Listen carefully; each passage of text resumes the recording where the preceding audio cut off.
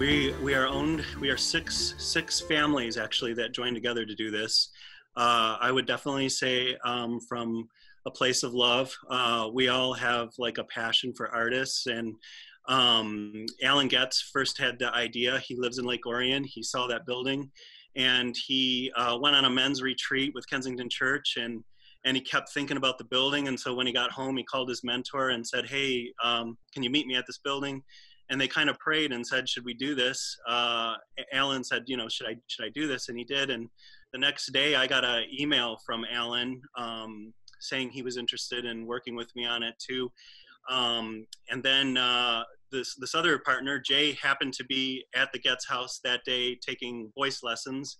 And, "Oh, where's Alan? Oh, he's looking at this building with this guy, Scott." Oh, so he came over, bam, he was a partner. And then a few days later, we were in a cafe talking about it, and a guy named Mike Link, that guy's name was Jay Richardson.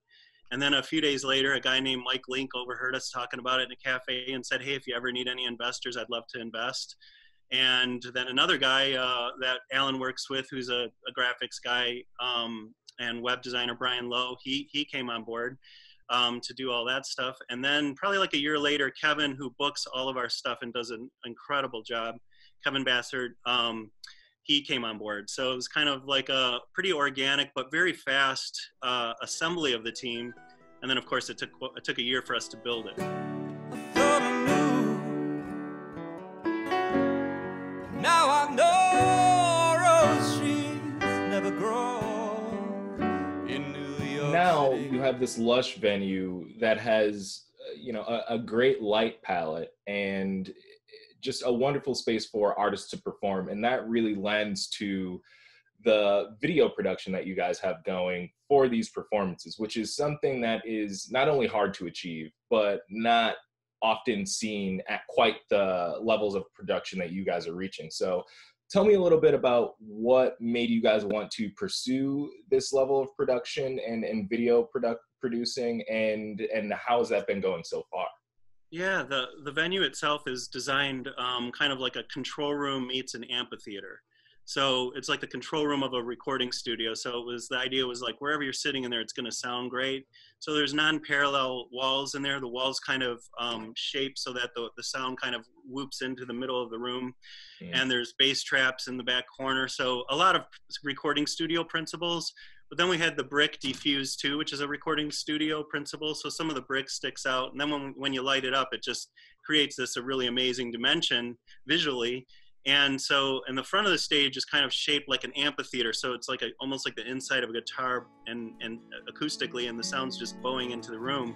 I ran away in December when the snow was high.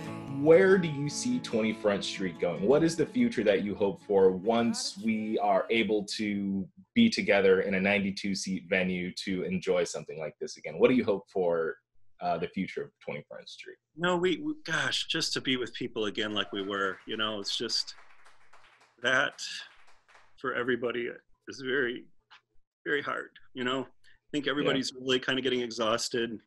And so that first and foremost, to see that come back and see those faces and just get back into the flow of what it was is a dream. I pulled in the Nazareth. I was feeling about 10:30. Just need some place where I can lay my head.